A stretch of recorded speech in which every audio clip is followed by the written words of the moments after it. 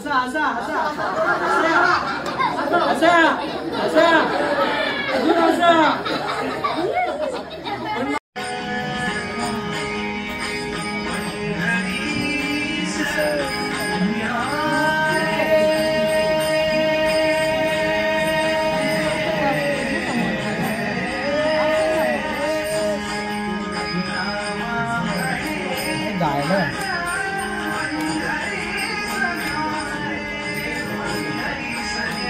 पुढं बोलत राहिले नंतर महाराजांनी मूड चेंज केला आणि म्हणले, आमचे गुरु बंधू आरसकर महाराज गोपाळची शिकवणी घ्यायला यायचे खरे, पण आमच्या कीर्तनकारच्या बाबतीत गोपाळ एकदम कच्चा माठ आहे.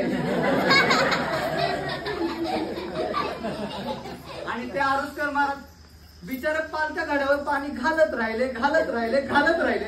पण त्यांना हे माहितच नाही की घडा पालताय. असा असा असा असा असा अजून असा